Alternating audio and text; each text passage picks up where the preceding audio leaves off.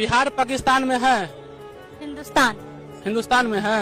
तो ये मोदी जी बंगाल में जाके रेपिस्ट के फाइल खोल रहे हैं। बंगाल के हाल छोड़िए, पहले अपना घर के संभालिए। बिहार में नीट छात्रा वाला हत्याकांड का 3 से 4 महीना हो गया है, अभी तक आरोपी पकड़ाया नहीं है। और जो आरोपी जेल के भीतर था उसको ही बेल देके बाहर कर दिया, बस इसलिए कि सीबीआई चार्जशीट दाखिल नहीं कर पाया था। अब पाकिस्तान से सीबीआई आएगा जांच करने के लिए। बिल्कुल सही बात है यार। मुझे तो लगता है कि इन लोगों को मालूम ही नहीं कि बिहार जो है इंडिया में आता है, उनको लगता है पाकिस्तान में आता है। इसलिए बिहार में जो है भलाई का काम नहीं होगा, इंसाफ नहीं मिलेगा, लेकिन बंगाल में इंसाफ मिलेगा। मतलब बेवकूफ़ी की हद होती है यार। पॉलिटिशियन लोग इतने गिर चुके हैं कि लोगों के बलात्कार के नाम पर भी ये लोग वोट मांग रहे हैं। मतलब बताइए, बिहार में नीट छात्रा के साथ गलत होता है, उसमें नीतीश कुमार के बेटे का भी नाम आता है। उसके बाद एक और जो रेपिस्ट होता है उसको पकड़ा जाता है, उसे जेल में डाल दिया जाता है। और जैसे ही वहाँ पे चीफ मिनिस्टर सम्राट चौधरी बनते हैं, बीजेपी की सरकार बनती है, ये अगले दिन ही उसे बेल मिल जाता है।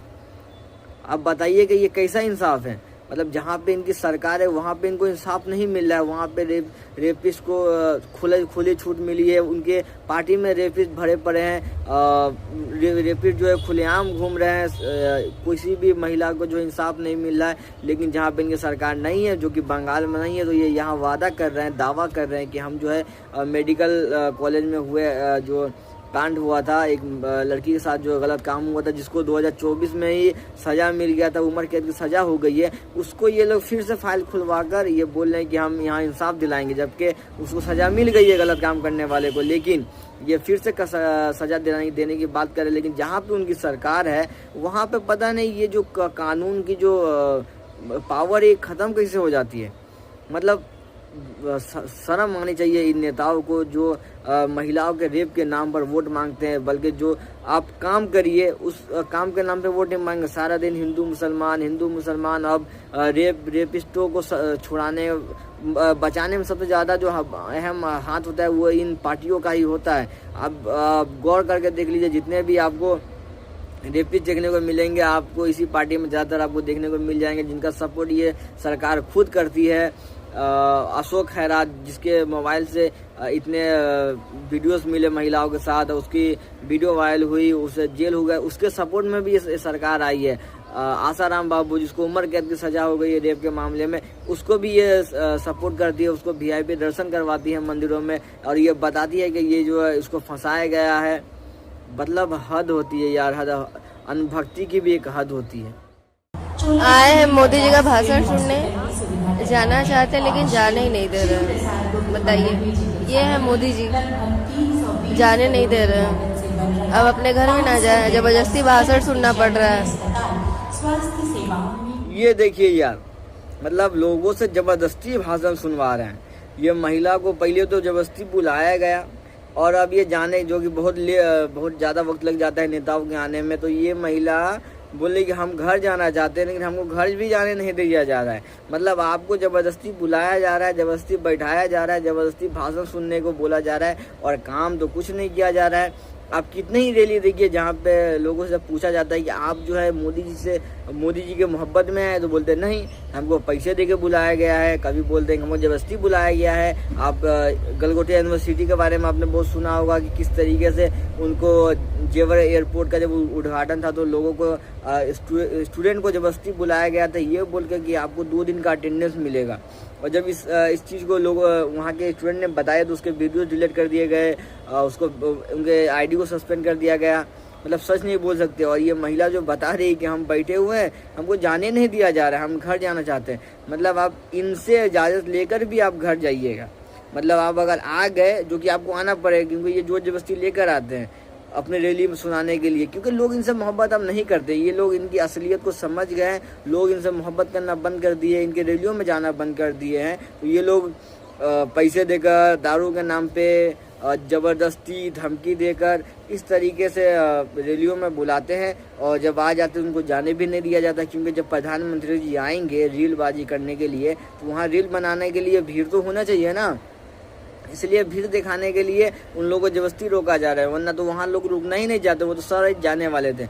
लेकिन जबरदस्ती उनको रोका जा रहा है, क्योंकि वीडियो भी तो बनाना है, दुनिया को दिखाना है कि हमारे विश्व गुरु जो है हिंदू हृदय सम्राट, नॉन बायोलॉजिकल प्रधानमंत्री, उनकी मोहब्बत में इतने सारे लोग आए हैं, उनसे मिलने के लिए आए हैं, उनको देखने के लिए आए हैं, उनकी फैन फॉलोइंग दिखाने के लिए, बताने की इनकी बहुत ज़्यादा फैन फॉलोइंग है। ये सारी झूठी फैन फॉलोइंग है जो पूरा हिंदुस्तान समझ चुका है। रक्षा मंत्री राजनाथ सिंह ने प्रधानमंत्री मोदी के नक्शे कदम पर चलते हुए उनके निर्देश पर पाकिस्तान को क्लीन चिट दे दी। हमें यह नहीं भूलना चाहिए कि आतंकवाद का न कोई देश होता है और न कोई धर्म। टेररिज्म और इनोसेंट ह्यूमैनिटेरियन लॉस के लिए कोई भी वजह, चाहे वह वास्तविक हो या काल्पनिक, जायज नहीं है। देख लो अनभक्तों, अब आप लोग कैसे कहिएगा कि पाकिस्तान जो है आतंकवाद है, आतंकवादी फैलाता है? कैसे कहिएगा? जो आप लोग कहते थे, अनभक्त लोग कहते थे, या अनभक्त ने पूरा हिंदुस्तान इस बात को कहता था कि पाकिस्तान आतंकवाद है, आतंकवाद फैलाता है, हमारे देश के लोगों को मारा है उसने, हमारे देश के नौजवानों को मारा है। लेकिन आज हमारी सरकार वो खुद आकर ये बयान दे रही कि पाकिस्तान जो है वो आतंकवादी नहीं फैलाता है, आतंकवादी देश नहीं है, और आतंकवादी का कोई धर्म नहीं होता। इनको ये आज समझ में आया है। इससे पहले ये मुसलमान को आतंकवादी कहते थे। पूरा हिंदुस्तान के जो अनभक्त लोग हैं वो मुसलमान को आतंकवादी कहते हैं। लेकिन और जो कि पाकिस्तान मुसलमान तो नहीं है, लेकिन पाकिस्तान में आतंकवादी है क्योंकि उसने ओसामा बिन लादेन जैसे आतंकवाद को पनाह दिया था। अभी ये भी सुनने में आता है कि दाऊद इब्राहिम भी वहाँ पे पनाह लिए हुआ है, और इसने ही पुलवामा अटैक करवाया, पाकिस्तान ने पहलगाम अटैक करवाया। लेकिन आज हमारे देश की जो राजनेता लोग हैं ये बता रहे हैं कि पाकिस्तान ने कुछ नहीं किया, पाकिस्तान जो है वो आतंकवाद नहीं है।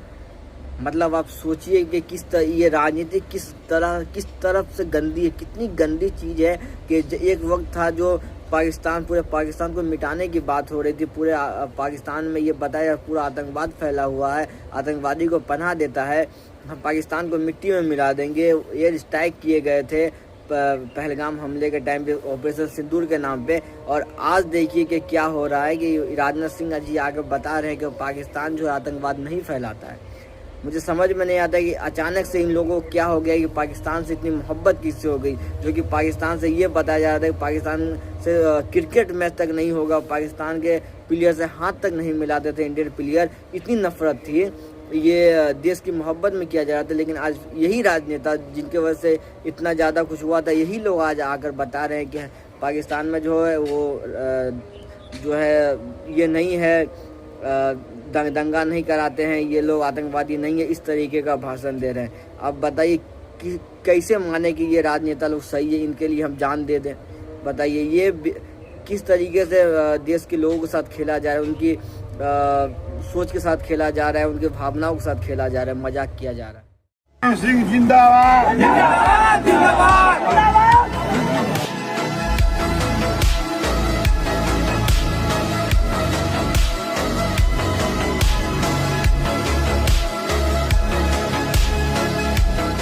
जिस व्यक्ति को आप लोगों ने देखा कि फूल मालाओं से स्वागत हो रहा है, तो आपको लगता होगा इसने बहुत बड़ा काम किया होगा, इसीलिए इसके स्वागत में इस तरीके के फूल बरसाए जा रहे हैं, माले पहनाए जा रहे हैं। लेकिन मैं आपको बता दूं कि ये बिहार के मधुबनी जिले का एक वीडियो है, जहां पे जिसे आपने देखा कि फूल माले से पहनाया जा रहा है। ये आदमी कोई सुपरस्टार नहीं बल्कि एक कातिल है। इसका नाम मंगनू सिंह है, और इसने 28 फरवरी को रमजान के मुबारक महीने में एक मुसलमान महिला को खंबे से बांधकर पीट कर उसकी जान ले ली। और जब वो महिला रोजे से थी, और जब महिला ने पानी प्यास लगने की वजह से उससे पानी मांगा, तो उसको पेशाब करके उसको पिला दिया गया। एक मुसलमान महिला के साथ गलत करने वाला आज देखिए मंगनू सिंह जब जेल से रिहा होता है, जो कि हमारे कानून व्यवस्था का मजाक उड़ाकर ये जेल से रिहा होता है, तो इसके स्वागत के लिए आप देखिए लोग किस तरीके से मालाएं पहना रहे हैं,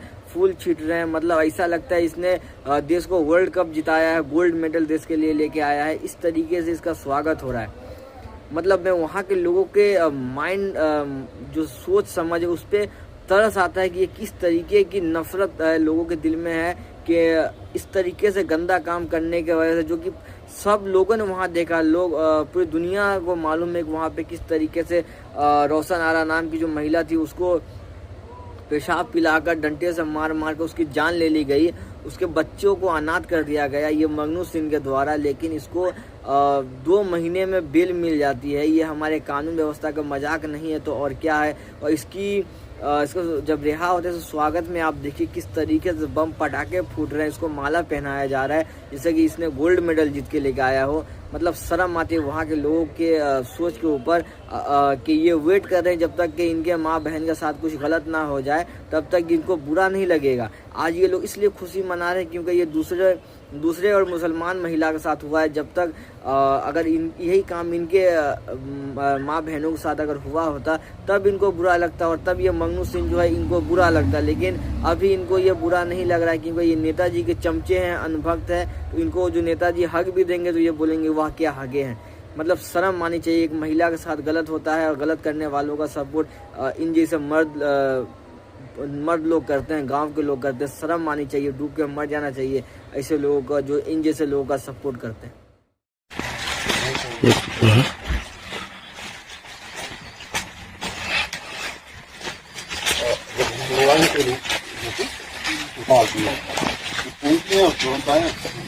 यूपी के प्रतापगढ़ से इंसानियत को शर्मसार कर देने वाला एक खबर सामने आ रहा है, जहां पे ये बताया जा रहा है कि एक बच्ची की रेप करके उसको जो है पेड़ पे टांग दिया गया। मतलब मामला पूरा ये है कि एक बच्ची जो है अपने घर में सो रही थी और कुछ लोग जो है घर में ढुककर लड़की के साथ बलात्कार करते हैं और उसके बाद जब उसकी जान ले लेते हैं, उसकी जान लेने के बाद उसको जो है पेड़ पर टांग कर वहाँ से फरार हो जाते हैं। ये यूपी का मामला है। ये इंसानियत को शर्मिंदा कर देने वाला मामला है। और वहाँ के जो चीफ मिनिस्टर है योगी आदित्यनाथ जो बताते हैं कि यहाँ महिलाओं की सुरक्षा पे हम काम करते हैं, महिलाओं के साथ कोई गलत काम नहीं होता है, लॉ एंड ऑर्डर मौजूद है। लेकिन सबसे ज़्यादा महिलाओं के साथ अगर मामले आते हैं गलत करने के तो वो यूपी नंबर 1 में आता है। यूपी जो है महिलाओं के साथ गलत होने में नंबर 1 पे आता है। और ये भाषण देते रहते हैं हर जगह जाकर छाती पीट कर योगी महाराज जी कि हमारे यहाँ महिलाओं की सुरक्षा में कोई कमी नहीं है, महिला हमेशा सेफ है, रात के 2 बजे भी निकले तो सेफ है। लेकिन यहाँ बच्ची जो है अपने घर में भी सोते हुए सेफ नहीं है। और मैं योगी जी से ये बोलना चाहता हूँ कि अगर आपको डायलॉग या रीलबाजी करने से फुर्सत मिल गई हो बंगाल चुनाव से, तो आप एक बार अपने घर उत्तर प्रदेश जाकर देखिए किस तरीके से बच्चियों के साथ गलत होकर उसकी जान लेकर उसको पेड़ से लटका दिया जा रहा है। मतलब अपने घर में आग लगी पड़ी है और दूसरे के घर में आग लगाने के लिए ये जा रहे हैं। मतलब शर्म मानी चाहिए देश के एक इतने बड़े स्टेट के चीफ मिनिस्टर होते हुए भी एक रेप जैसे मामले को ये रोक नहीं पा रहे हैं। आए दिन आप देखिए यूपी से कितने ही मामले आ रहे हैं। यूपी का मेरठ से कुछ दिन पहले एक मामला आया था जहां पे एक बाबा ने जो है जूस पिलाने के बहाने एक बच्ची की 17 साल की बच्ची के साथ गलत काम किया था। और कितने ही ऐसे मामले आते हैं। और ये फिर ताज़ा मामला देखिए कि किस तरीके से सो रही बच्ची के साथ गलत करके उसको मार कर उसे पेड़ से टांग दिया जाता है। और हमारे चीफ मिनिस्टर हमारे योगी जी महाराज जो है इस पे कोई बात नहीं करते, कोई जवाबदेही नहीं देते। लेकिन ये जब मंदिरों में जब श्रद्धालु जाते हैं उनको आसमान से हवाई जहाज से फूल छिटते रहते हैं। मतलब ये पुजारी है या देश के इतने बड़े स्टेट के चीफ मिनिस्टर है, ये हमको समझ में नहीं आता। इनको अगर यही करना है तो आप पुजारी बन जाइए। आप ठीक योगी है आप चल जाइए। अगर आपसे इतना स्टेट नहीं संभल रहा है, स्टेट के महिलाएं नहीं संभल रही, उसकी इज्जत की रक्षा नहीं कर पा रहे हैं, तो आपको वहाँ रहने का कोई अधिकार नहीं है। आए दिन 1 या 2 होता है कि बाइलक हो गया, लेकिन हर 1 महीने में आप देखिए एक ना एक मामला जो है यूपी से इसी तरीके से शर्मसार कर देने वाला मामला जो सामने आता है। और योगी जी दूसरे देश में स्टेट में जाकर छाती पीट कर बताते हैं हिंदू मुसलमान करते हैं और नफरत वाली भाषण देते हैं, काबा नहीं बनने देंगे, हिंदू खतरे में है, टीका नहीं लगा पाएगा। और हम ये बोलते हैं कि हम यूपी में जो है अजान बंद करवा दिए हैं, मस्जिद में ताले लगवा दिए। इससे क्या विकास होगा? इससे रेप रुक रहा है, ये जो गुंडागर्दी ये कम हो रही है। तो काम के काम नहीं करेंगे लेकिन हिंदू मुसलमान ये सारा दिन करेंगे। तो ऐसे हम चीफ मिनिस्टर की यूपी वालों को ज़रूरत नहीं है जो उनके माँ बहन की रक्षा ना कर सके।